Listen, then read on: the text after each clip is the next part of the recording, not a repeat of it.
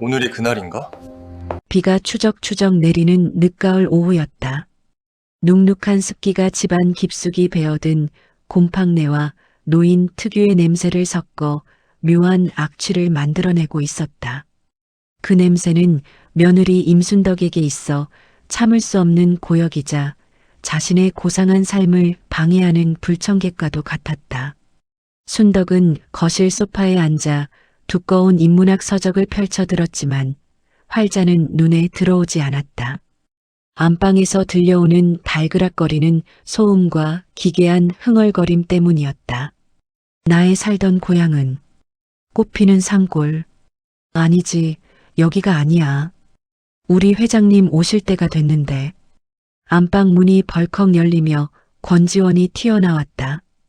헝클어진 백발, 짝짝이로 신은 양말, 그리고 품에 소중히 끌어안은 낡은 베네저고리 하나. 그녀의 눈동자는 초점을 잃고 허공을 부유하고 있었다. 치매였다. 그것도 아주 고약한 과거의 망상과 현재의 결핍이 뒤섞인 지독한 병이었다. 지원은 거실 한복판을 서성이며 마치 귀한 손님을 맞이하듯 허리를 굽실거렸다. 아이고, 비서실장님 오셨습니까? 우리 딸내미는요? 그 큰 회사 경영하느라 바빠서 못 왔나요? 내가 만난 거 해놨는데. 순덕은 책을 탁 소리나게 덮었다. 그녀의 미간에 깊은 주름이 패였다. 순덕은 자신이 교양 있고 이성적인 사람이라 자부했다. 무식하게 소리 지르는 것은 천박한 짓이라 여겼다. 그래서 그녀는 가장 차갑고 가장 모멸적인 단어를 골라 시어머니를 쏘아붙였다. 어머님, 제발 그 망상 좀 그만두세요. 회장님 타령하신 지가 벌써 몇 년째예요? 듣는 사람도 지칩니다. 이성적으로 생각해 보세요. 입양 보낸 딸이 살았는지 죽었는지도 모르는데 무슨 대기업 회장이 되어 찾아와요? 소설 그만 쓰시고 방에 들어가세요. 순덕의 목소리에는 냉기가 흘렀다. 하지만 지원은 며느리의 말을 알아듣지 못한 듯 혹은 듣고 싶지 않은 듯 실실 웃으며 베네저고리에 얼굴을 비볐다. 아니다, 온다 그랬어. TV에서 봤어. 내 새끼가 비단 옷 입고 으리으리한 차 타고 온다 그랬어. 순덕아, 너도 준비해라. 우리 딸 오면 너 같은 건 눈도 못 마주칠 귀한 분이다. 지원의 입에서 튀어나온 너 같은 건이라는 말에 순덕의 자존심이 곤두박질 쳤다. 평생 시장 바닥에서 생선이나 팔던 무식한 노인네가 대학원까지 나온 자신을 무시한다는 생각에 피가 거꾸로 솟았다. 그때 현관문이 열리며 아들 서성훈이 퇴근에 들어왔다. 비에 젖은 우산을 접으며 들어오는 아들의 어깨는 축 처져 있었다. 우유부단하고 착해 빠진 성훈은 이 집안의 갈등을 중재할 힘이 없었다.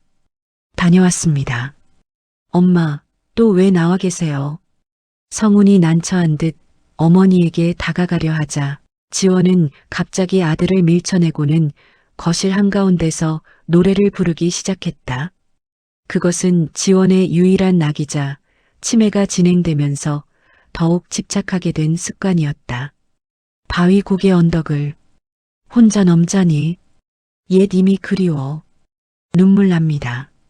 갈라지고 쉰 목소리였지만 그 속에 담긴 한은 서늘할 정도로 깊었다. 지원은 노래를 부를 때만큼은 눈빛이 맑아졌다. 마치 그 노래 가사 속에 자신이 잃어버린 기억이라도 숨겨둔 사람처럼 한 글자 한 글자를 꼭꼭 씹어 불렀다. 하지만 그 모습은 가족들에게는 공포이자 스트레스일 뿐이었다. 순덕은 신경질적으로 자리에서 일어났다. 여보, 나 더는 못 참아.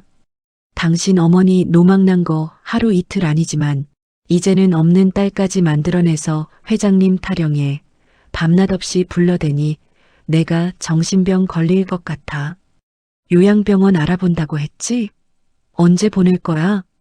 성우는 곤란한 표정으로 아내와 어머니를 번갈아 보았다. 순덕아, 그래도 엄마가 정신이 오락가락해서 그러시는 건데 조금만 참아주면 안 될까? 요양병원은 엄마가 죽기보다 싫어하시잖아. 그럼 내가 죽는 꼴 보고 싶어? 당신 어머니가 뱉는 말, 그게 다 헛소리 같아? 아니야. 평소에 나한테 하고 싶었던 말을 미친 척하고 쏟아내는 거라고. 아까도 나보고 뭐라는 줄 알아? 우리 딸 오면 나 같은 건 쳐다도 못 본다더라. 이게 제정신인 사람 입에서 나올 소리야? 부부의 언성이 높아지는 와중에도 지원의 노래는 멈추지 않았다. 아니, 오히려 더 커졌다. 지원은 이제 베넷 저고리를 흔들며 춤까지 추기 시작했다. 마치 보이지 않는 누군가를 환영하는 의식 같았다. 오냐, 오냐. 내 딸 왔구나. 애미가 기다렸다. 저것들이 나를 구박해도 나는 꾹 참았다. 내가 와서 다 혼내줄 거니까. 지원의 중얼거림에 순덕은 참을 수 없는 모멸감을 느끼며 안방으로 들어가 버렸다. 쾅 하고 닫히는 문소리에 집안이 울렸다. 성우는 한숨을 푹 쉬며 어머니를 부축했다. 엄마, 제발. 며느리 듣는데 그런 소리 좀 하지 마요. 입양 보낸 동생 얘기는 꺼내지도 말라니까요. 죽었는지 살았는지도 모르는 애를 왜 자꾸 찾아요. 성운의 애원에도 지원은 아들의 손을 뿌리쳤다. 그리고는 장롱 깊숙한 곳을 가리키며 속삭였다. 성운아, 너는 모른다. 저 장롱 안에 내 딸이 보내준 돈이 있어. 그게 있으면 저 못돼 먹은 며느리년 콧대를 눌러줄 수 있어. 우리 딸이 곧 온다. 와서 이 애미한을 풀어줄 거야. 지원의 눈빛이 섬뜩할 정도로 빛났다. 그것은 단순한 로망이 아니었다. 무언가 확신에 찬 광기 어린 믿음이었다. 성우는 어머니가 가리키는 장롱을 쳐다보았다. 낡아 빠진 자개 장롱. 저 안에 무엇이 들어있단 말인가. 그날 밤 모두가 잠든 시각. 지원은 몰래 자리에서 일어났다. 그리고 장롱 문을 열었다. 삐그덕거리는 소리가 정적을 깼다. 그녀는 장롱 가장 깊은 곳, 이불 더미 속에 숨겨둔 붉은 보자기를 꺼냈다. 떨리는 손으로 매듭을 풀자 그 안에는 꼬깃꼬깃한 10,000원짜리 지폐, 몇 장과 함께 낡은 신문 스크랩 하나가 들어있었다. 신문 속 사진에는 화려한 정장을 입은 중년 여성의 얼굴이 박혀 있었다. 글로벌 유통그룹 신화, 차은영 회장 방한이라는 헤드라인과 함께 지원은 그 사진을 쓰다듬으며 구슬픈 곡조를 흥얼거렸다. 엄마가 미안해. 너무 미안해. 노래 불러줄게. 자장자장 우리 아가. 그녀의 노래는 자장가였지만 그 멜로디는 마치 누군가를 부르는 구판의 소리처럼 처연하게 어둠 속으로 퍼져나갔다. 다음 날 아침 이 집안에 닥쳐올 태풍을 예고하듯이 권지원의 증세는 날이 갈수록 난폭해졌다. 그것은 마치 뇌 속에 잠들어 있던 야수가 깨어난 것과 같았다. 단순히 깜빡하는 건망증 단계를 지나 이제는 현실과 환상을 구분하지 못하고 공격성을 드러내기 시작했다. 그 모든 화살은 주 양육자인 며느리 임순덕에게로 향했다. 이 도둑년아, 내 딸이 보낸 돈 내가 훔쳐갔지? 내놓으라니까. 지원은 아침 대바람부터 순덕의 머리채를 휘어잡았다. 순덕이 비명을 지르며 발버둥 쳤지만 평생 노동으로 단련된 지원의 악력은 웬만한 장정 못지않았다. 거실 바닥에 뒹구는 두 여자의 모습은 지옥도 그 자체였다.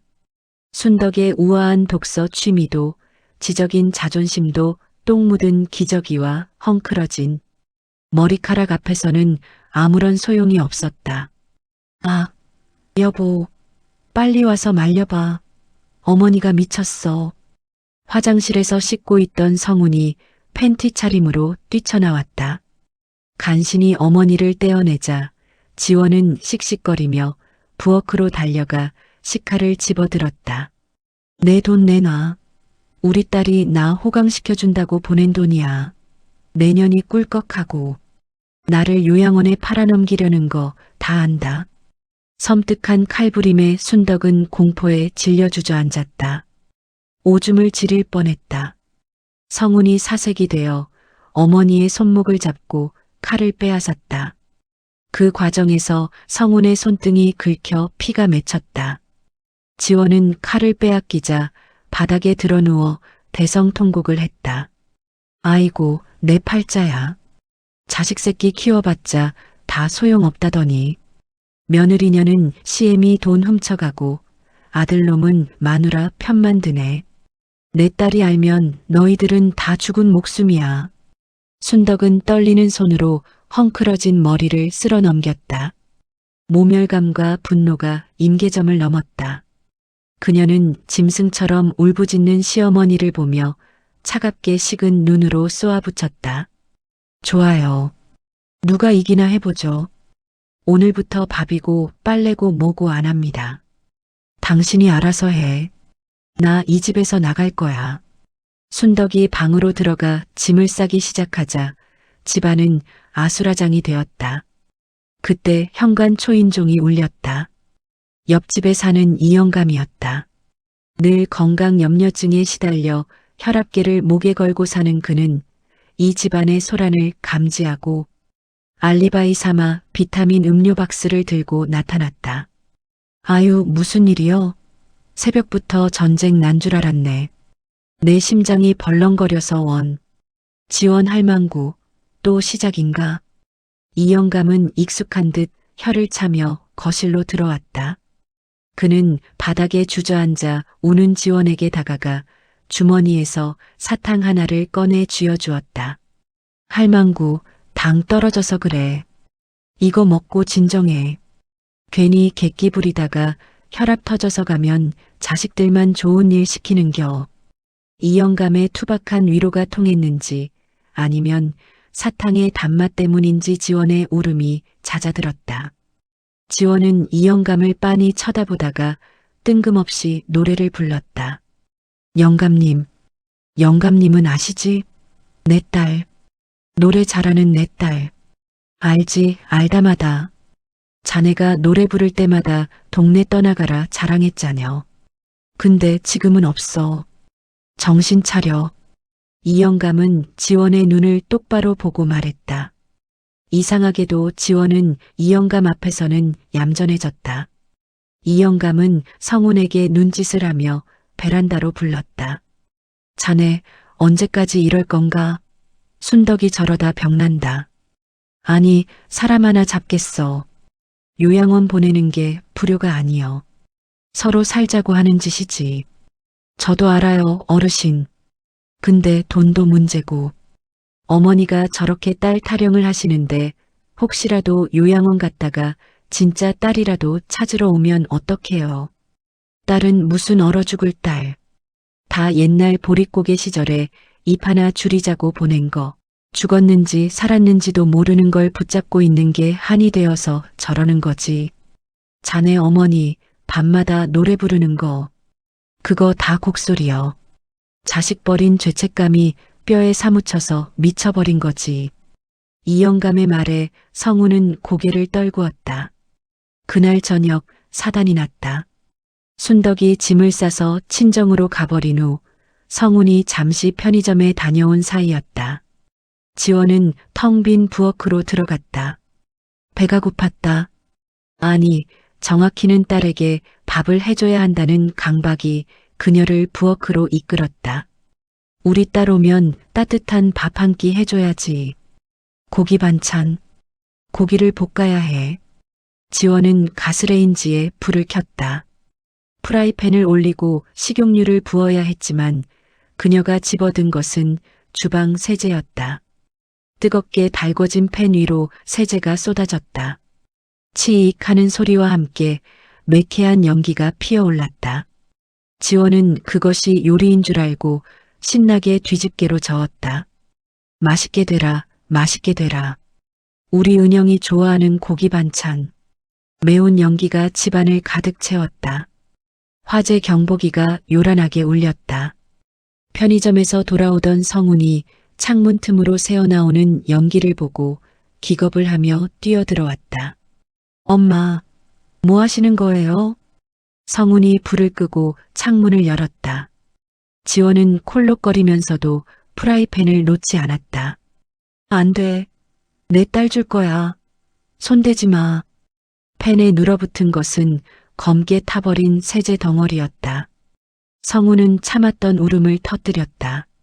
제발 좀, 딸. 그놈의 딸이 뭐라고 산 사람을 이렇게 죽여요. 누나가 있으면 당장 나오라 그래요. 와서 엄마 똥 기저귀 좀 갈아보라고 해요. 성훈이 소리를 지르며 프라이팬을 싱크대에 처박았다. 그 소리에 놀란 지원이 뒷걸음질 치다 식탁 모서리에 부딪혀 주저앉았다. 그때 지원의 품에서 낡은 수첩 하나가 툭 떨어졌다. 성우는 거친 숨을 몰아쉬며 바닥에 떨어진 수첩을 주워들었다. 며느리 순덕이 그토록 찾았던 지원이 목숨처럼 숨기던 그 비밀 장부인 줄 알았다. 하지만 수첩을 펼친 성훈의 눈이 커졌다. 거기에는 돈이 적혀 있지 않았다. 대신 빼곡하게 적힌 날짜와 가사가 있었다. 1984년 10월. 은영이 보낸 날. 비가 많이 왔다. 1990년 3월. 은영이 학교 갈 나이. 밥은 먹었을까? 2000년. 2010년. 수십 년의 세월 동안 지원은 딸을 보낸 날짜와 그날의 날씨, 그리고 딸에게 불러주고 싶었던 노래 가사를 일기처럼 적어오고 있었다. 치매로 기억이 지워지는 와중에도 이 기록만은 매일 밤 다시 적고 또 적어 글씨가 닳아 없어진 상태였다. 성훈이 멍하니 수첩을 보고 있을 때 지원이 갑자기 성훈의 바짓가랑이를 잡고 애원했다. 그녀의 눈빛이 순간적으로 돌아와 있었다. 노망난 노인의 눈이 아니었다. 성훈아, 애미가 미안하다. 근데 진짜 온다. 거짓말 아니야. 내일 그분이 오신다 그랬어. 내가 죽기 전에 꼭 한 번만. 누구요? 대체 누가 온다는 거예요? 텔레비에 나온 그 회장님. 내 딸 은영이. 그때 현관문 밖에서 웅성거리는 소리가 들렸다. 순덕이 돌아온 걸까? 아니면 이웃들의 항의일까? 성훈이 현관으로 나가려는데 초인종 소리가 들리지 않았다. 대신 누군가 문을 정중하게 그러나 묵직하게 두드리는 소리가 났다. 쾅, 쾅, 쾅. 그것은 낡은 복도식 아파트에는 어울리지 않는 아주 낯설고 위압적인 노크 소리였다. 성우는 조심스럽게 현관문을 열었다. 문 밖에는 검은 양복을 입은 건장한 남자 2명이 서 있었다. 좁고 허름한 아파트 복도와는 전혀 어울리지 않는 이질적인 풍경이었다. 그들 뒤로 고급스러운 코트를 입은 중년 여성이 천천히 모습을 드러냈다. 세월의 흔적을 고상함으로 덮은 얼굴, 날카롭지만 깊은 눈매. TV 경제 뉴스에서나 보던 얼굴이었다. 글로벌 유통그룹의 신화, 차은영 회장이었다. 여기가 권지원 씨 댁입니까? 그녀의 목소리는 미세하게 떨리고 있었다. 성우는 너무 놀라 입을 다물지 못했다. 어머니의 망상이 아니었던가? 진짜로? 그 시각 집 나간 며느리 순덕도 아파트 입구에서 이 광경을 목격하고 얼어붙어 있었다. 아파트 단지 입구를 가득 메운 검은 세단들의 행렬. 그녀는 본능적으로 엘리베이터가 아닌 계단으로 뛰어 올라왔다. 숨이 턱끝까지 찼지만 확인해야 했다. 시어머니의 개소리가 신화가 되는 순간을. 차은영은 성훈의 대답도 듣지 않고 신발을 신은 채 거실로 들어섰다. 매캐한 탄 냄새, 곰팡이 냄새, 그리고 찌든 가난의 냄새. 그녀는 미간을 찌푸리는 대신 깊은 숨을 들이마셨다. 마치 그 냄새를 기억하려는 듯이. 주방 구석에 쭈그리고 앉아있던 지원이 고개를 들었다. 치매로 흐릿했던 눈동자가 차은영을 보는 순간 거짓말처럼 또렷해졌다. 지원은 비틀거리며 일어났다. 왔구나. 내 새끼. 은영아. 지원의 목소리는 갈라졌지만 더 이상 미친 노인의 헛소리가 아니었다. 그것은 40년 전 젖먹이를 떼어놓으며 울부짖었던 어미의 목소리였다. 차은영, 아니 권지원의 딸 은영은 그 자리에 무릎을 꿇었다. 천하를 호령하던 대기업 회장이 더러운 장판 바닥에 무릎을 꿇고 늙고 병든 노인의 다리를 부여잡았다. 어머니, 너무 늦게 왔어요. 죄송해요. 정말 죄송해요. 지원은 딸의 얼굴을 감싸쥐었다. 거친 손가락이 화장기 짙은 딸의 뺨을 훑쳤다. 아니다. 안 늦었다. 내가 기다렸다. 내가 올 줄 알고 내가 밥도 하려고 했는데 내가 정신이 없어서 다 태워 먹었어. 미안하다. 애미가 해줄 게 밥밖에 없는데. 지원은 아이처럼 울먹였다. 순덕은 현관 입구에 서서 입을 틀어막았다. 자신이 망령이라며 구박하고 거지 취급하며 내다버리려 했던 시어머니의 말이 모두 사실이었다니. 다리에 힘이 풀려 주저앉을 것만 같았다. 과거의 기억이 지원의 머릿속을 스쳐 지나갔다. 40년 전 겨울 남편을 잃고 빚더미에 앉아 새 아이를 굶겨 죽일 수 없어 선택했던 입양. 막내딸 은영만큼은 부잣집에서 밥 굶지 않고 살기를 바랐던 피눈물 나는 선택. 가서 훌륭한 사람 되라고. 애미는 잊고 잘 살라고 보냈는데 내가 못 잊어서 내가 죄인이다. 지원은 딸을 끌어안고 노래를 부르기 시작했다. 밤마다 가족들을 괴롭혔던 그 기괴한 소음이 지금 이 순간에는 세상에서 가장 슬픈 자장가가 되어 울려 퍼졌다. 엄마가 섬 그늘에 굴 따러 가면 아기는 혼자 남아서 집을 보다가 차은영도 따라 불렀다. 입양간 양부모 집에서 낯선 외국 땅에서 외로울 때마다 불렀던 그 노래. 모녀의 화음이 낡은 아파트를 채웠다. 성훈도 울고 문 밖의 순덕도 울었다. 옆집 이영감도 문틈으로 훔쳐보다 눈물을 훔쳤다. 어머니 가요.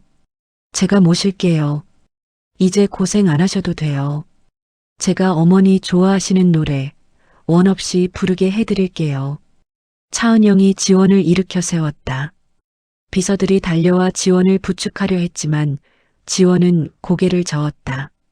그녀는 장롱으로 비틀비틀 걸어갔다. 그리고 며느리 순덕이 그토록 탐냈던 하지만 성훈이 확인했을 때는 없었던 돈을 찾으려는 듯 바닥 장판을 들추었다. 거기엔 꼬깃꼬깃한 봉투 하나가 있었다. 지원은 떨리는 손으로 그 봉투를 며느리 순덕에게 내밀었다. 순덕아. 순덕은 화들짝 놀라 고개를 들었다. 시어머니의 눈은 평온했다. 내가 정신이 오락가락해서 너 힘들게 한 거 안다. 미안하다. 이거 내가 갖고 싶어 했지? 이거 받아라. 순덕은 떨리는 손으로 봉투를 받았다. 묵직했다.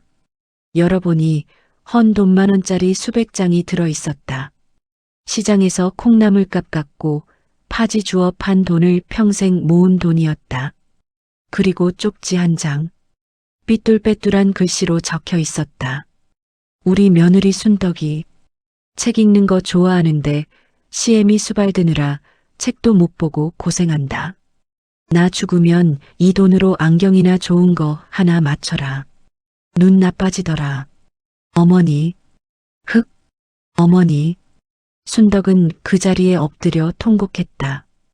돈을 탐낸 자신이 부끄러워서 시어머니의 진심을 노망으로 치부한 자신이 혐오스러워서 견딜 수가 없었다. 지원은 며느리의 등을 토닥였다. 울지 마라. 책 많이 읽는 똑똑한 며느리. 내가 얼마나 자랑스러워했는데. 내가 못 배우고 무식해서 너한테 살갑게 못했다. 지원은 마지막으로 아들 성훈을 바라보았다. 성훈아, 누나 따라가마. 너도 이제 처자식 챙기며 잘 살아라. 애미 걱정은 말고. 지원은 딸 은영의 손을 잡고 집을 나섰다. 낡은 베네저고리는 여전히 그녀의 품에 안겨 있었다. 검은 세단에 오르는 어머니의 뒷모습은 그 어느 때보다 작았지만 동시에 그 어느 때보다 거대해 보였다. 차 문이 닫히기 전 지원은 창문을 내리고 마지막으로 노래 한 소절을 불렀다. 나의 살던 고향은 꽃피는 산골. 그것은 이 지긋지긋한 가난과 치매, 그리고 고통스러웠던 삶과의 작별을 고하는 노래였다.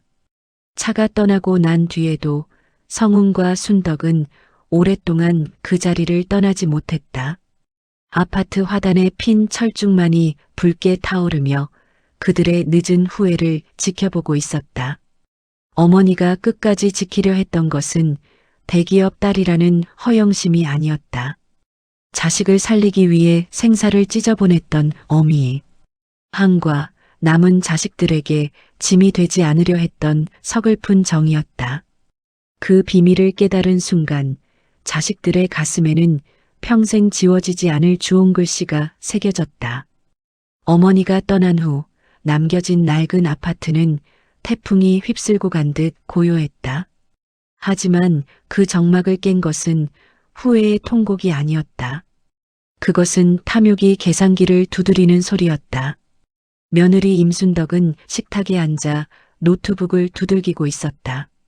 그녀의 눈은 붉게 충혈되어 있었지만 슬픔 때문이 아니었다. 검색창에 신화그룹 차은영 회장을 입력하고 엔터키를 누르는 손가락 끝이 파르르 떨렸다. 화면 가득 쏟아지는 기사들. 자산 규모 수조원, 글로벌 유통의 여제, 아시아의 철의 여인. 순덕은 마른 침을 꿀꺽 삼켰다. 여보, 이거 봐. 시가총액이 조 단위야. 조 단위. 우리가 지금 뭘 놓친 건지 알아? 로또? 이건 로또 수천 번 당첨된 거나 마찬가지라고. 소파에 쭈그리고 앉아있던 성훈이 고개를 들었다. 그는 어머니가 남기고 간 10,000원짜리 지폐 뭉치를 멍하니 바라보고 있었다. 순덕아, 그만해. 엄마가 우리한테 어떻게 하고 가셨는데. 부끄럽지도 않아? 부끄러움이 밥 먹여줘? 당신 어머니, 아니 우리 시어머니가 그 대단한 회장님 생모라잖아. 그럼 당신은 회장님 남동생이고 나는 올케야. 법적으로 엄연한 가족이라고. 핏줄이 어디가? 순덕은 태세를 180도 전환했다. 노망난 노인네라며 혐오했던 시어머니는 이제 순덕의 머릿속에서 걸어다니는 황금 동아줄로 격상되었다. 그녀는 책장에 꽂혀있던 인문학 서적들을 거칠게 밀어내고 거울을 보며 화장을 고쳤다. 지적인 척하던 가면은 벗겨지고 날 것 그대로의 욕망이 그 자리를 채웠다. 가자. 가서 빌든 눕든 해야지. 어머니 모셔와야 해. 아니, 우리가 그 집으로 들어가야지. 효도? 이제부터 제대로 하면 되잖아. 순덕의 서슬 퍼런 결단에 성훈은 우유부단하게 끌려 일어났다. 한편 서울 한강이 내려다 보이는 최고급 펜트하우스. 권지원은 대리석 바닥이 어색한지 까치발을 들고 서성이고 있었다. 50평 좁은 아파트에서 평생을 보낸 그녀에게 운동장만 한 거실과 높은 천장은 궁궐이라기보다는 감옥처럼 느껴졌다. 하지만 그녀의 곁에는 딸 은영이 있었다. 어머니, 불편하세요? 뭐 필요한 거 있으세요? 은영이 부드럽게 물었다. 지원은 딸의 손을 꼭 잡았다. 거칠고 투박한 손과 매끄럽고 하얀 손이 얽혔다. 은영아, 여기가 어디냐? 천국이냐? 바닥이 너무 반질반질해서 미끄러지겠다. 근데 밥값은 누가 내냐? 이렇게 좋은 데서 자면 돈 많이 들 텐데. 지원의 걱정에 은영은 가슴이 아릿해졌다. 치매는 기억을 갉아먹었지만 가난에 대한 공포는 본능처럼 뼈에 새겨져 있었다. 걱정 마세요. 이거 다 어머니 집이에요. 제가 어머니 호강시켜 드리려고 돈 많이 벌어왔잖아요. 그래, 내 새끼 장하다. 노래 한 자락 뽑아야겠네. 경사났네, 경사났어. 지원은 거실 통유리창 앞에 서서 노래를 부르기 시작했다. 얼씨구 절씨구 지화자 좋네. 아니 노지는 못하리라. 창밖으로 펼쳐진 화려한 서울의 야경을 배경으로 촌스러운 타령이 울려 퍼졌다. 하지만 그 소리에는 묘한 힘이 있었다. 한을 흥으로 풀어내는 우리네 어머니들의 질긴 생명력. 집안의 고용인들은 힐끔거렸지만 은영은 눈을 감고 어머니의 노래를 감상했다. 그것은 40년 전 자신을 업고 시장통을 누비던 어머니의 등 냄새를 떠올리게 했다. 그때 인터폰이 요란하게 울렸다. 경호실장의 목소리였다. 회장님 로비에 서성훈 씨와 임순덕 씨가 찾아왔습니다. 어머니를 뵙겠다고 난동을 부리고 있는데 어찌할까요? 은영의 눈이 차갑게 식었다. 노래를 부르던 지원도 멈칫했다. 누구? 성훈이? 우리 아들 왔냐? 지원의 눈빛이 흔들렸다. 아들. 가슴에 묻은 아픈 손가락. 은영은 어머니를 안심시키듯 어깨를 토닥였다. 어머니, 잠깐만 기다리세요. 제가 나가서 보고 올게요. 은영은 거실을 나섰다. 펜트하우스 1층 로비. 순덕은 경호원들에게 가로막힌 채 고래고래 소리를 지르고 있었다. 내가 여기 회장님 올케야. 시어머니 보러 왔는데 왜 막아? 이게 무슨 패륜이야. 돌아가십시오. 회장님께서는 만날 의사가 없으십니다. 웃기지 마. 야, 차은영. 나오라고 해. 핏줄이 그렇게 쉽게 끊어지는 줄 알아? 순덕은 교양이라곤 찾아볼 수 없는 악다구니를 썼다. 그때 엘리베이터 문이 열리고 은영이 걸어 나왔다. 서늘한 냉기가 로비의 공기를 바꿨다. 성우는 누나의 기세에 눌려 쭈뼛거렸지만 순덕은 오히려 턱을 치켜들었다.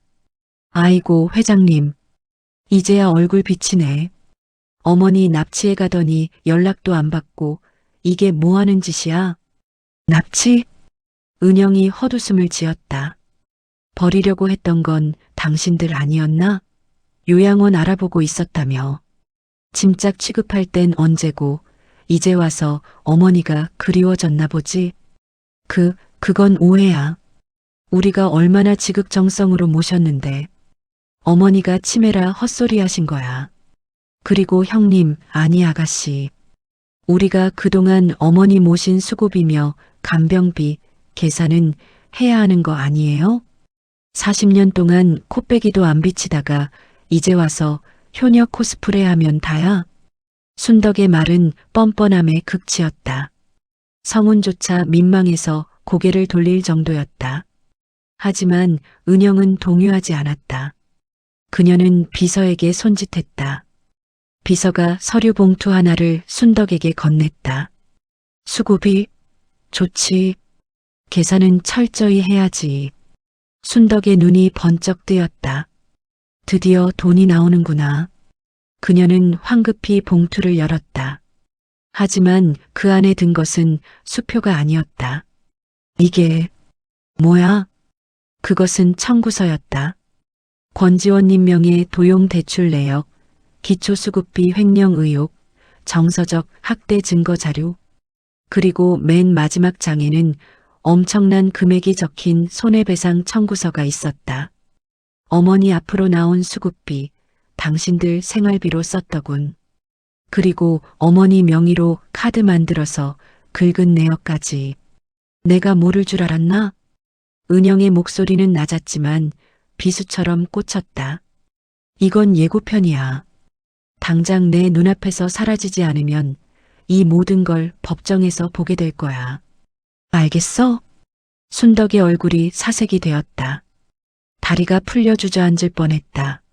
하지만 이대로 물러설 순 없었다. 그녀는 마지막 발악으로 소리쳤다. 어머니, 어머니, 저것들이 어머니 가뒀어. 살려줘요. 그때였다. 로비의 높은 천장에 쩌렁쩌렁한 노랫소리가 울려 퍼졌다. 가거라, 가거라, 썩 가거라. 내 눈앞에 띄지 말고 멀리 가거라. 2층 난간에서 지원이 내려다보고 있었다. 그녀는 지팡이로 바닥을 쿵쿵 찍으며 구슬픈 타령조로 아들과 며느리에게 호통을 치고 있었다. 그것은 치매 노인의 헛소리가 아니었다. 자식을 향한 엄중한 꾸짖음이자 마지막 결단이었다. 성우는 어머니의 눈을 마주치지 못하고 고개를 떨구었다. 지원의 노래는 멈추지 않았다. 그 소리는 탐욕으로 얼룩진 자식들의 가슴을 후벼 파는 회초리가 되어 로비를 가득 메웠다. 로비에서의 소동이 있은 지 며칠 후 순덕과 성우는 법적인 압박과 현실적인 공포에 시달리며 지옥 같은 나날을 보내고 있었다. 하지만 은영은 그들에게 한 번의 기회를 더 주기로 했다. 아니, 정확히 말하면 어머니 지원을 위한 마지막 무대였다. 은영은 어머니의 칠순 잔치를 성대하게 준비했다. 호텔 연회장이 아닌 소규모 콘서트홀을 빌렸다. 평생 노래 부르는 것이 소원이었던 어머니를 위해 진짜 무대를 만들어주고 싶었기 때문이다. 어머니, 오늘 주인공은 어머니예요. 예쁘게 하고 노래 실컷 부르세요. 은영은 지원에게 최고급 비단 한복을 입혀드렸다. 옥색 저고리에 다홍치마. 곱게 화장까지 한 지원은 거울 속 자신의 모습을 보며 소녀처럼 수줍어했다. 아이고, 이게 누구냐? 꽃이네, 꽃이야. 우리 딸 덕분에 내 팔자가 핀다. 근데 성훈이는? 며느리는 안 오냐?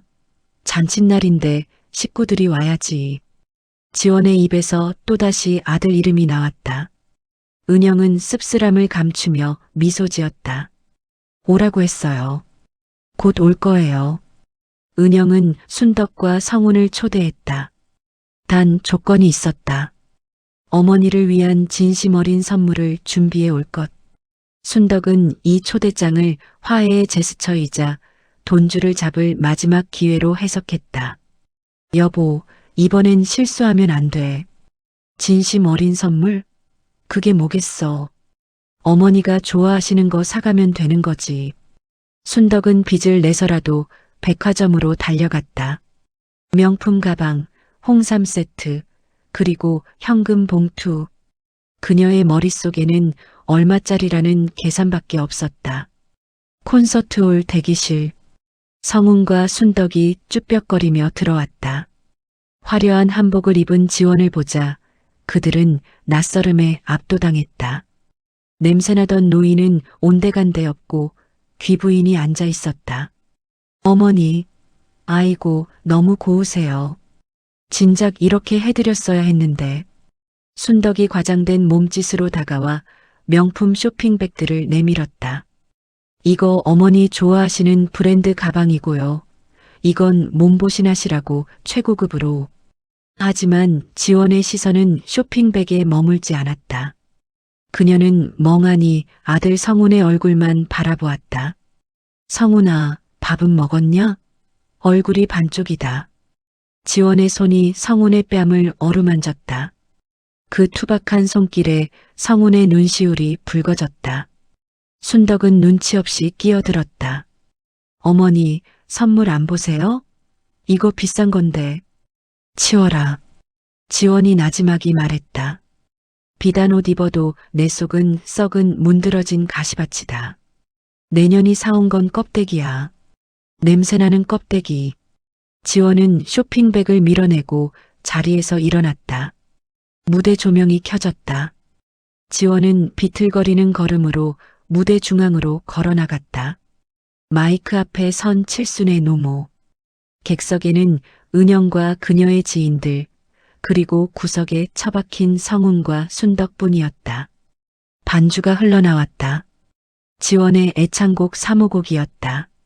앞산 노을 질 때면 홈이 씻어 던지고 허리 굽은 어머니. 지원의 목소리는 떨렸지만 그 울림은 마이크를 타고 공간을 장악했다. 가사 하나하나에 피눈물이 맺혀 있었다.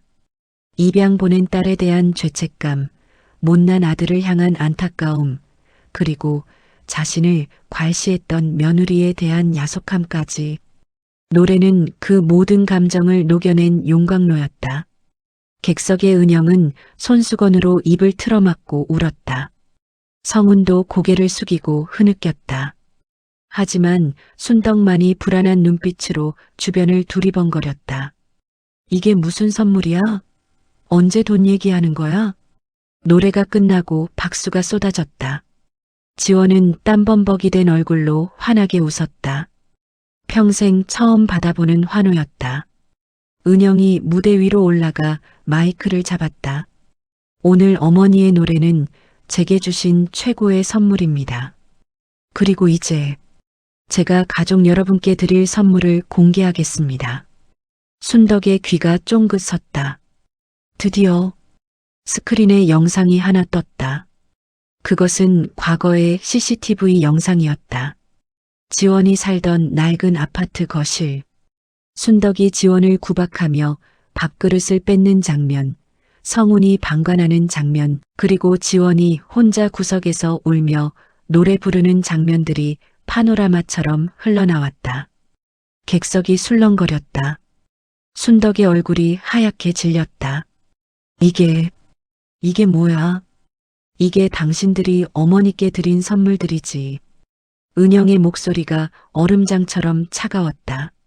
그리고 이건 내가 당신들에게 주는 답례품이야. 은영이 서류 뭉치를 성훈과 순덕 앞에 던졌다. 당신들이 살고 있는 그 아파트 전세 보증금, 어머니 돈으로 해준 거지? 그거 당장 회수할 거야. 그리고 그동안 어머니 수급비 횡령한 것, 형사 고발 들어갔어. 합의는 없어. 누나, 너무하잖아. 그래도 가족인데. 성훈이 비명을 질렀다. 가족? 그래, 가족이니까 이 정도로 끝내는 거야. 남이었으면 당신들 벌써 감방에 있어. 은영은 지원을 부축해 무대 뒤로 사라졌다. 덩그러니 남겨진 성훈과 순덕. 화려한 조명 아래서 그들의 탐욕은 발가벗겨진 채 비참하게 드러났다. 순덕이 사온 명품 가방은 바닥에 뒹굴고 있었다. 그것은 마치 그들의 허영심처럼 텅 빈 채 입을 벌리고 있었다. 대기실로 돌아온 지원은 기진맥진하여 소파에 쓰러지듯 앉았다. 하지만 그녀의 눈빛은 그 어느 때보다 맑았다. 은영아, 내 어머니, 이제 됐다. 내 한 다 풀었다. 노래도 불렀고 저것들 혼나는 것도 봤고 이제 나 집에 가고 싶다. 집이라뇨? 여기가 어머니 집이에요. 아니, 진짜 우리 집. 이 영감 있는 그 냄새 나는 집. 거기 내 비밀이 있어. 그거 가지러 가야 해. 지원의 말에 은영의 표정이 굳어졌다. 비밀? 또 무슨 비밀이 남아있단 말인가. 다시 돌아온 낡은 아파트는 여전히 퀴퀴한 냄새를 풍기고 있었다. 펜트하우스의 향기로운 디퓨저 향과는 비교조차 할 수 없는 삶의 비린내였다. 하지만 지원은 이 냄새를 맡자마자 편안한 숨을 내쉬었다. 그래, 이게 사람 사는 냄새지. 은영은 어머니를 부축하며 좁은 현관을 들어섰다. 뒤이어 성훈과 순덕이 죄인처럼 고개를 숙이고 따라 들어왔다. 그들은 쫓겨날 처지에 놓이자 지푸라기라도 잡는 심정으로 따라온 것이다. 옆집 이영감이 문을 빼꼼히 열고 내다봤다. 아이고, 지원 할망구. 때깔이 고와져서 못 알아보겠네. 죽으러 온 건 아니지? 이 영감탱이가 재수 없는 소리. 나 살러 왔다. 내 봄을 찾으러. 지원은 비틀거리며 안방으로 들어갔다. 그리고 며칠 전 며느리 순덕에게 돈 봉투를 꺼내줬던 그 장롱 앞으로 다시 다가갔다. 순덕은 침을 꼴깍 삼켰다. 돈이 또 있었나? 금괴라도 숨겨놨나? 탐욕은 공포 앞에서도 끈질기게 고개를 쳐들었다. 지원은 장롱 바닥에 장판을 드러내는 것도 모자라 드라이버를 가져오라 소리쳤다. 성훈이 헐레벌떡 공구함을 뒤져 드라이버를 가져왔다. 지원은 떨리는 손으로 장롱 밑바닥에 합한 나사를 풀어냈다. 그 안에는 낡은 검은 비닐봉지가 하나 들어 있었다. 돈 냄새는 아니었다. 묵직하고 딱딱한 무언가. 지원이 봉지를 뜯자 흙먼지 묻은 두꺼운 대학 노트 3권이 나왔다. 표지에는 가계부라고 적혀 있었다. 이게 뭐예요? 장부예요? 순덕이 실망감을 감추지 못하고 물었다. 하지만 은영은 직감적으로 알 수 있었다. 저것은 단순한 가계부가 아니었다. 지원은 노트를 은영에게 건넸다. 은영아, 이거 봐라. 내가 왜 남의 집으로 갔는지, 왜 내가 너를 버릴 수밖에 없었는지, 여기 다 적혀 있다. 은영이 첫 번째 노트를 펼쳤다. 40년 전의 날짜. 1984년 2월. 성훈이 수술비가 없다. 심장에 구멍이 났단다. 수술 안 하면 죽는다는데 돈 나올 구멍이 없다. 나는 죽어도 좋은데 아들은 살려야지. 1984년 3월. 부잣집에서 딸아이 하나 보내주면 수술비를 대준다고 한다. 은영이를 보내야 한다. 내 살점을 떼어내는 것 같다. 성훈아, 내 눈앞 알아서 너 살리는 애미를 용서해라. 은영의 손이 부들부들 떨렸다. 자신이 입양된 이유. 그것은 남동생 성훈의 심장 수술비 때문이었다. 자신은 버려진 것이 아니라 동생의 목숨값으로 팔려간 것이었다. 성훈도 옆에서 그 내용을 훔쳐보고는 그 자리에 얼어붙었다. 자신의 심장이 뛸 때마다 누나의 희생이 있었다는 사실을 40년 만에 처음 알게 된 것이다. 두 번째 노트를 펼쳤다. 1995년. 성훈이 대학 등록금, 식당 설거지 1년치 월급을 다 털어도 모자란다. 은영이가 보고 싶다. 은영이는 대학 갔을까? 2010년. 성훈이 결혼 자금. 며느리가 전세 아니면 안 온다고 한다. 내가 살던 집 보증금 뺐다. 나는 쪽방으로 가면 된다. 그것은 가계부가 아니었다. 아들 성훈을 위해 지원이 뼈와 살을 깎아 바친 피의 기록이었다. 그리고 그 기록의 끝에는 항상 은영이 보고 싶다. 미안하다. 라는 문구가 눈물 자국처럼 번져 있었다. 어머니. 성훈이 무릎을 꿇고 오열했다. 저 때문에. 저 살리려고 누나를. 그래, 이놈아. 내 목숨이 내 것인 줄 알았냐? 내 누나 눈물값이고 내 누나 인생값이다. 근데 내가 어떻게 누나한테, 애미한테 그럴 수가 있어.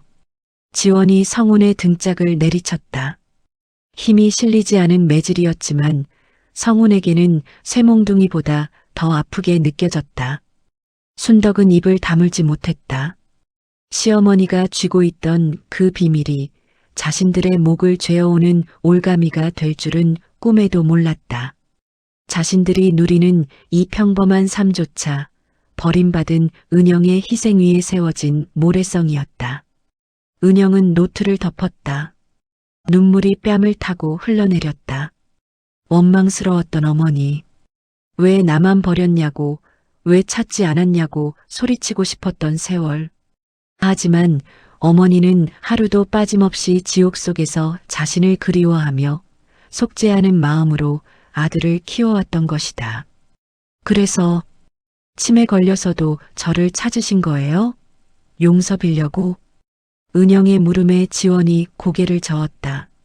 아니, 용서는 바라지도 않는다. 그냥 밥 한 끼 해주고 싶었다. 따뜻한 밥.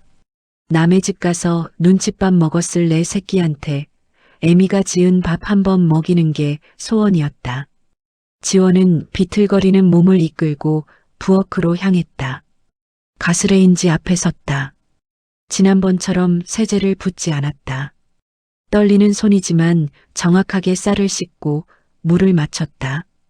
기억이 돌아온 것이다.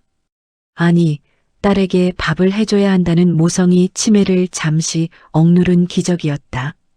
치잉 마이너스 압력밥솥에 추가 돌아가는 소리가 적막한 집안을 채웠다. 구수한 밥 냄새가 퍼져나갔다. 그것은 세상에서 가장 슬프고도 아름다운 향기였다. 밥상이 차려졌다.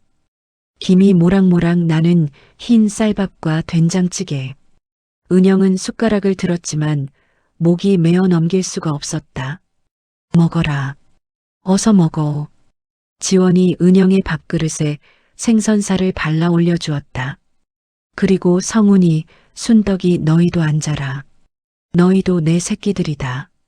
미우나 고우나 밥은 먹어야지. 지원의 말에 성훈과 순덕은 밥상머리에서 펑펑 울음을 터뜨렸다. 그들은 알았다. 이 밥상이 어머니가 차려주는 마지막 밥상이 될 것임을. 지원은 자식들이 밥을 먹는 모습을 흐뭇하게 바라보며 나지막이 노래를 불렀다. 나의 살던 고향은 꽃피는 산골. 노래는 점점 희미해졌다. 지원의 고개가 천천히 떨구어졌다. 마치 고단했던 70년 인생의 짐을 이제야 내려놓는 듯이. 어머니, 어머니. 은영이 밥그릇을 내던지고 어머니를 끌어안았다. 지원의 입가에는 옅은 미소가 걸려 있었다. 비밀은 밝혀졌고 한은 풀어졌으며 자식들은 배불리 먹였다. 그녀의 할 일은 이제 끝났다. 창밖으로 붉은 노을이 지고 있었다. 이 영감이 베란다에서 그 모습을 보며 소주잔을 기울였다. 잘 가시게 지원 할망구. 거기선 노래 실컷 부르고. 슬프지만 따뜻한 긴 이별의 시작이었다. 권지원의 고개가 떨구어진 순간 좁은 아파트 안에는 무거운 정적이 내려앉았다. 그 정적을 깬 것은 며느리 임순덕의 비명도 아들 서성훈의 울음도 아니었다. 압력밥솥에 증기가 빠지는 치익 소리였다.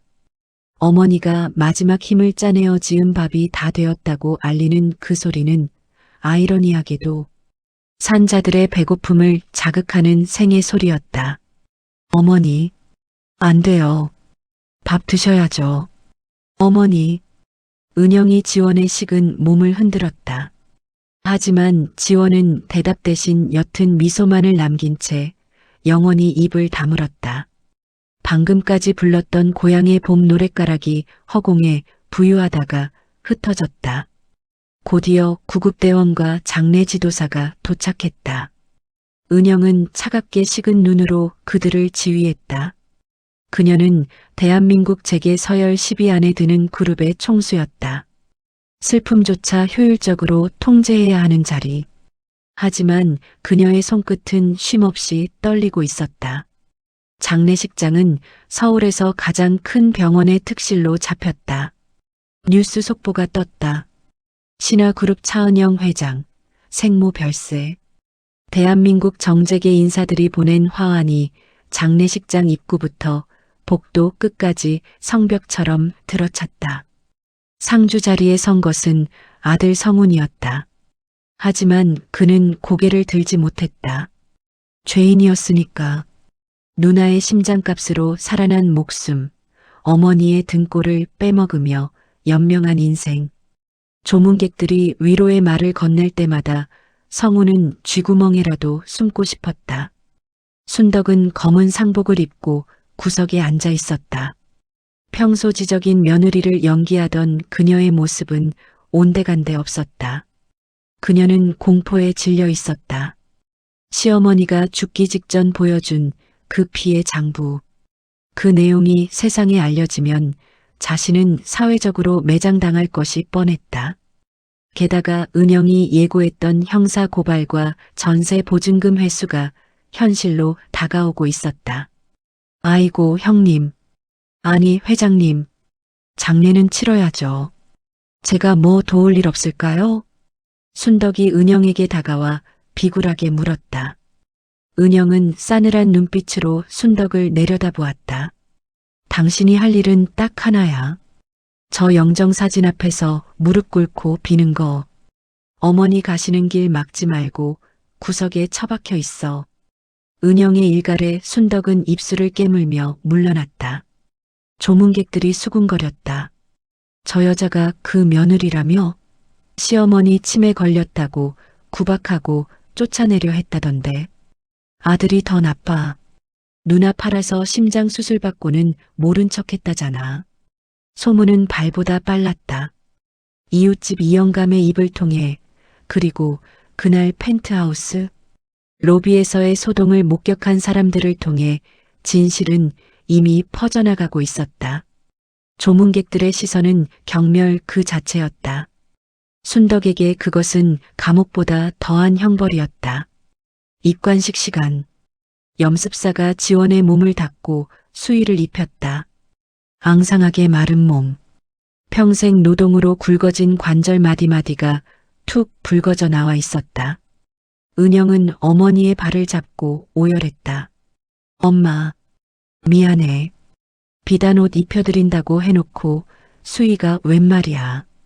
따뜻한 밥 한 끼 제대로 못 사드리고. 그때였다. 염습사가 지원의 주머니에서 무언가를 꺼냈다. 꼬깃꼬깃 접힌 종이 뭉치였다. 이게 고인 주머니에 들어있네요. 은영이 떨리는 손으로 종이를 펼쳤다. 그것은 악보였다. 손으로 직접 그린 삐뚤빼뚤한 오선지. 그리고 그 밑에 적힌 가사. 잘 있거라, 내 아들 딸아. 애미는 먼저 간다. 싸우지 말고, 아프지 말고, 밥 잘 먹고 살아라. 노래 부르며 살아라. 마지막 유언조차 노래였다. 죽는 순간까지 자식들 걱정뿐이었던 바보 같은 어머니. 순덕이 그 악보를 보더니 으엉 하고 기괴한 소리를 내며 바닥에 머리를 찧었다. 통곡이었다. 그것은 슬픔이라기보다 감당할 수 없는 죄책감이 터져나오는 소리였다. 어머니, 제가 잘못했어요. 제가 죽일 년이에요. 책만 읽으면 뭐해 사람이 덜 됐는데. 어머니 밥그릇 뺏고 구박하고 제가 짐승만도 못해요. 순덕은 지원의 관을 붙잡고 놓지 않았다. 늘 고상한 척, 똑똑한 척하며 시어머니를 무시했던 그녀의 가식적인 껍데기가 산산조각 났다. 그녀는 자신이 읽었던 수많은 인문학 책들이 시어머니의 투박한 사랑 앞에서는 휴지 조각보다 못하다는 것을 뼈저리게 깨달았다. 성운도 바닥을 기어다니며 울부짖었다. 엄마, 나 심장 떼어갈게. 누나한테 돌려줄게. 엄마 다시 일어나봐. 나 엄마가 해준 밥 다시는 안 투정할게. 장례식장은 아수라장이 되었다. 하지만 은영은 그들을 말리지 않았다. 그들의 통곡은 어머니에게 바치는 뒤늦은 사죄이자 평생 짊어지고 가야 할 형벌의 시작이었으니까. 은영은 영정사진 속 활짝 웃고 있는 어머니를 바라보았다. 사진 속 지원은 마치 괜찮다, 다 괜찮다라고 말하는 듯했다. 은영은 입술을 깨물며 다짐했다. 어머니의 장례가 끝나면 이 지긋지긋한 악연의 고리를 자신의 손으로 끊어내겠노라고. 발인 날 아침 하늘에서는 비가 억수같이 쏟아졌다. 어머니가 은영을 떠나보냈던 40년 전 그날처럼 리무진 운구차가 장례식장을 떠날 때 빗소리에 섞여 어디선가 희미한 노랫소리가 들리는 듯했다. 나의 살던 고향은 꽃피는 산골. 그것은 산자들의 통곡 소리를 덮어주는 죽은 자의 마지막 자장가였다. 장례 절차가 모두 끝나고 가족들은 다시 낡은 아파트로 돌아왔다. 주인 잃은 집은 금방이라도 허물어질 듯 쓸쓸했다. 안방 장롱문은 열려 있었고 바닥 장판은 뜯겨 있었다. 탐욕이 휩쓸고 간 자리였다. 은영은 거실 한가운데 서 있었다. 그녀의 뒤에는 변호사들이 서류 가방을 들고 대기 중이었다. 성훈과 순덕은 죄인처럼 무릎을 꿇고 앉아 있었다. 자, 이제 계산을 끝내야지. 은영이 차갑게 입을 열었다. 이 아파트, 그리고 어머니 명의로 된 모든 것, 내가 회수한다. 당신들은 빈몸으로 나가. 옷까지 몇 벌은 챙기게 해주지. 순덕이 파르르 떨었다. 아가씨, 아니 회장님, 제발이요. 갈 데가 없어요. 아이 아빠 직장도 위태롭고 한 번만 봐주세요. 봐줘? 어머니가 40년을 봐줬어. 당신들 먹여 살리려고 내 목숨값까지 털어넣으셨어. 그런데 그 결과가 뭐지? 영양실조에 치매 걸린 노인 학대야. 내가 당신들을 감옥에 안 보내는 것만으로도 감사해야 할 거야. 은영은 단호했다. 변호사가 퇴거 명령서를 내밀었다. 성우는 도장을 찍을 힘도 없어 보였다. 그때 현관문이 열리고 옆집 이영감이 들어왔다. 그의 손에는 낡은 카세트 플레이어와 테이프 하나가 들려 있었다. 잠깐 다들 멈춰봐. 이영감이 헛기침을 하며 분위기를 깼다. 지원 할망구가 정신 돌아올 때마다 녹음해 둔 게 있어. 나보고 나중에 혹시 딸 찾으면 꼭 전해달라고 맡긴 건데. 이제야 준다. 이영감이 테이프를 재생했다. 치지직하는 잡음이 흘러나오더니 곧 지원의 목소리가 들려왔다. 죽기 전보다 훨씬 젊고 힘 있는 목소리였다. 아마도 몇 년 전 치매 초기 증상이 나타날 때쯤 녹음한 듯 했다. 아, 마이크 테스트. 은영아, 듣고 있냐? 애미다다. 은영의 눈동자가 흔들렸다. 순덕과 성훈도 고개를 들었다. 내 딸 은영아, 내가 이 테이프를 들을 때쯤이면 나는 세상에 없겠지. 부디 훌륭한 사람이 되어서 애미 원망 말고 잘 살고 있기를 바란다. 나는 너를 버린 게 아니라 내가 나보다 더 넓은 세상에서 날아오르길 바랐다. 그게 거짓말이라도 그렇게 믿어다오. 테이프 속 지원은 잠시 숨을 고르더니 이어 말을 이었다. 그리고 우리 며느리 순덕이 화들짝 놀랐다. 자신의 이름이 나올 줄은 몰랐다. 순덕아, 내가 나 무식하다고 무시하는 거 다 안다. 책 많이 읽는 내가 보기에 내가 얼마나 한심했겠냐. 그래도 나는 내가 좋았다. 우리 못난 성훈이 데리고 살아주는 게 고맙고 밥상머리에서 내가 조잘조잘 책 얘기해주는 게 좋았다. 내가 못 배워서 맞장구는 못 쳤지만 속으로는 우리 며느리 똑똑하다고 동네방네 자랑하고 싶었다. 순덕의 눈에서 눈물이 주르륵 흘러내렸다. 자신이 시어머니를 무시하며 떠들었던 그 잘난 척들을 어머니는 자랑으로 여겼던 것이다. 내가 치매기가 있어서 혹시라도 너를 힘들게 할까봐 겁이 난다. 내가 미친 짓 하면 그냥 웃어 넘겨라. 그리고 장롱 밑에 둔 돈, 그거 내 안경 맞춰주려고 모은 거다. 밤마다 책 보느라 눈 나빠질까봐. 예쁜 안경 하나 사서 써라. 어머니, 으흐흑. 순덕은 바닥을 치며 오열했다. 그것은 뼈를 깎는 후회였다. 사랑을 모욕으로 갚았던 자신의 지난 날이 칼날이 되어 심장을 찔렀다. 성훈아, 내 아들, 기죽지 마라. 누나한테 미안해하지도 마라. 너는 내 심장이고 은영이는 내 숨결이다. 둘 다 내 몸이다. 싸우지 마라. 밥 잘 챙겨 먹고. 지원은 마지막으로 노래를 한 곡 불렀다. 엄마가 섬 그늘에 굴 따러 가면. 노래가 끝날 때까지 방 안에는 흐느낌 소리만 가득 찼다. 테이프가 틱하고 멈췄다. 은영은 한참 동안 말을 잇지 못했다. 어머니의 사랑은 바다보다 깊었다. 자신을 버린 죄책감도 아들을 살린 희생도 며느리의 멸시를 견딘 인내도 모든 것이 사랑이라는 이름 아래 있었다. 은영은 변호사를 불렀다. 퇴거 명령서 찢으세요. 네, 회장님 하지만 어머니 뜻입니다. 쫓아내지 말라잖아요. 밥 잘 챙겨 먹이라고 하시잖아요. 은영은 성훈과 순덕을 바라보았다. 이 집에서 계속 살아. 단 조건이 있어. 은영의 눈빛은 여전히 엄격했지만 전과 같은 살기는 없었다. 어머니 이름으로 재단 만들 거야. 치매 노인과 결식아동 돕는 재단. 당신들 거기서 봉사해. 월급은 최저 시급이야.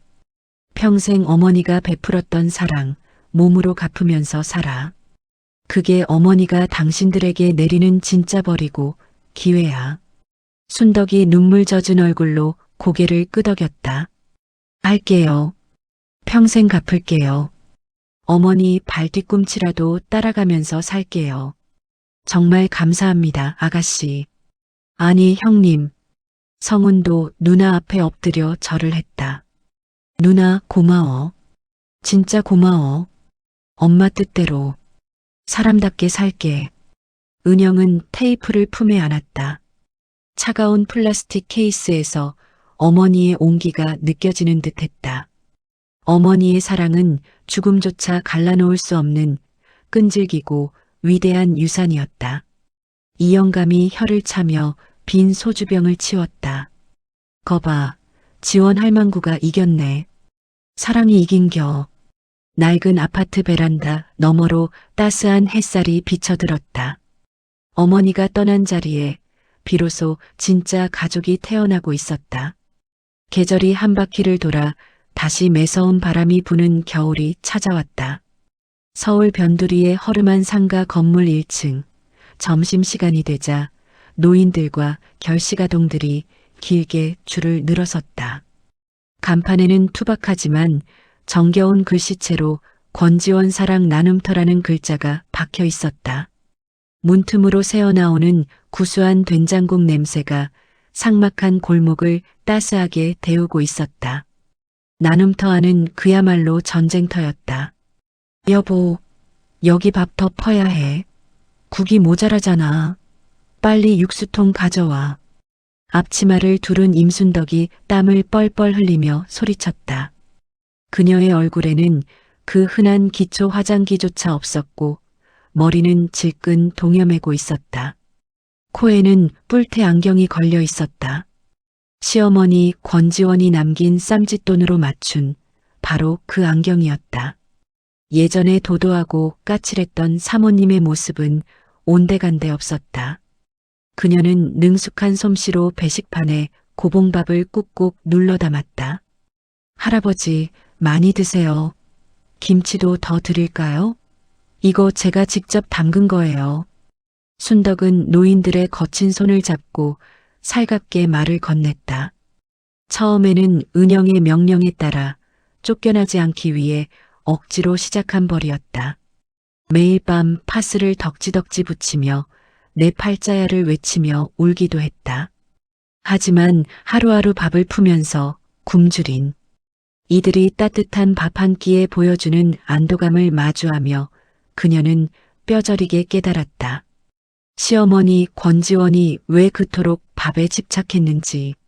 순덕은 잠시 일손을 멈추고 안경을 치켜 올렸다. 그녀가 읽던 난해한 인문학 서적들은 이제 냄비 받침이 되었다. 대신 그녀는 사람들의 표정을 읽었다.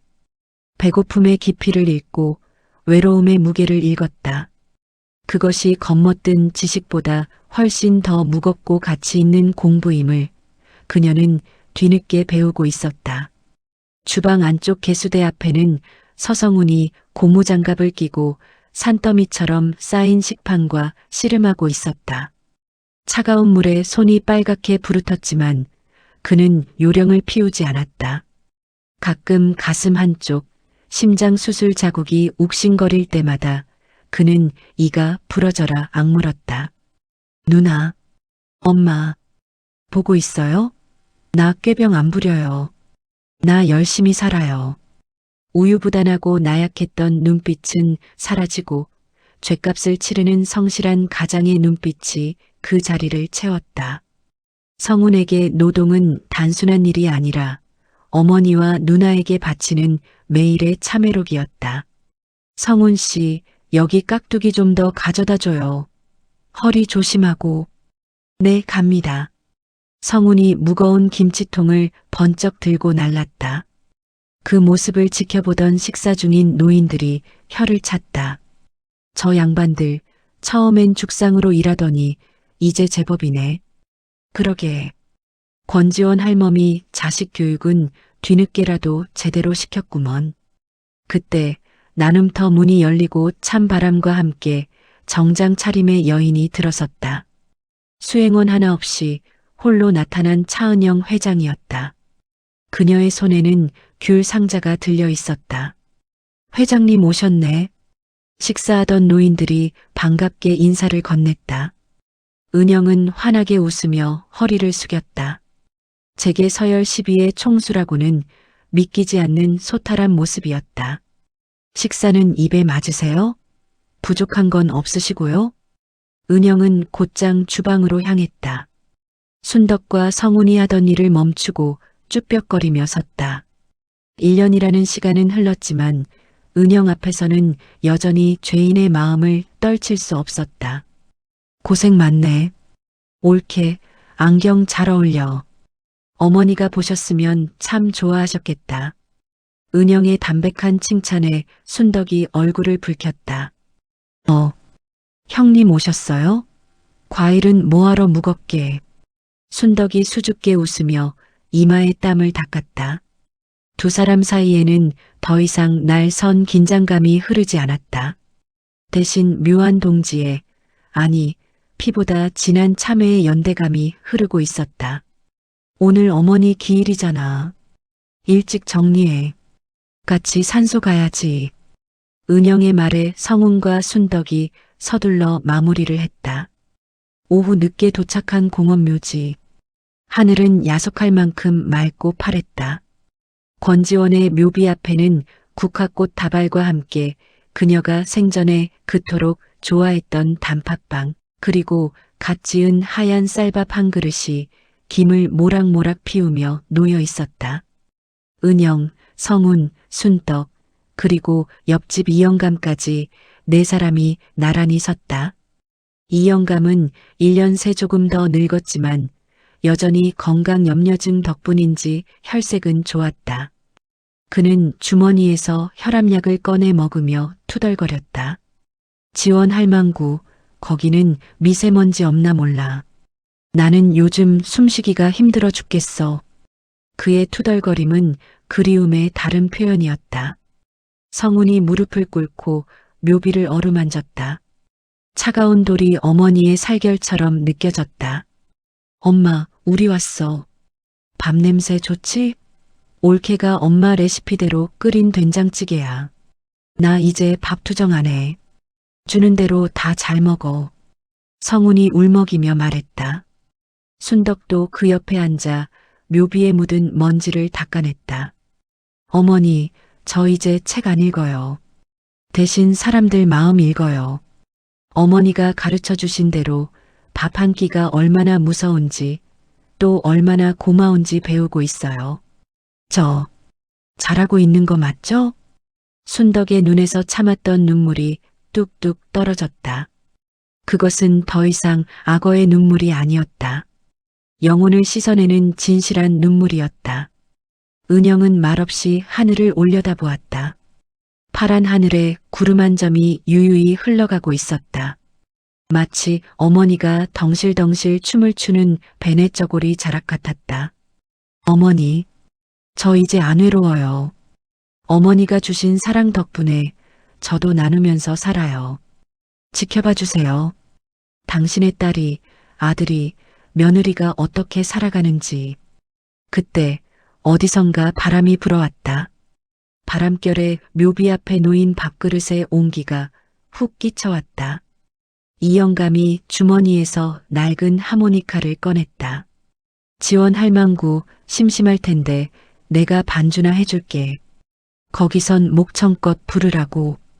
이영감이 부는 하모니카 소리는 구슬프면서도 따뜻했다. 멜로디가 흐르자 세 사람은 약속이나 한 듯 나직하게 노래를 부르기 시작했다. 나의 살던 고향은 꽃피는 산골, 복숭아꽃 살구꽃, 아기 진달래. 음정은 조금 불안했고 박자도 맞지 않았다. 성우는 흐느끼느라 가사를 놓쳤고 순덕은 목이 메어 소리를 제대로 내지 못했다. 하지만 그것은 세상에서 가장 아름다운 합창이었다. 그들의 노래는 공원 묘지를 넘어 바람을 타고 저 멀리 하늘까지, 어머니가 계신 그곳까지 울려 퍼졌다. 어머니 권지원은 떠났지만 그녀의 노래는 끝나지 않았다. 그녀가 남긴 것은 수조원의 유산보다 더 값진 것이었다. 탐욕에 찌들었던 자식들을 사람으로 만들었고 차가웠던 세상의 따뜻한 밤 냄새를 퍼뜨렸다. 돌아오는 길, 은영은 차 안에서 어머니가 남겼던 낡은 카세트 테이프를 다시 틀었다. 치지직거리는 잡음 속에서 어머니의 목소리가 들려왔다. 밥은 먹었냐? 밥 먹고 해라. 사랑한다, 내 새끼들. 그 한마디에 차 안에 있던 모두가 다시 한번 소리내어 울었다. 하지만 그 울음은 슬픔이 아니었다. 다시 살아갈 힘을 얻은 뜨거운 위로였다. 권지원의 노래는 이제 자식들의 삶 속에서 영원히 계속될 것이다.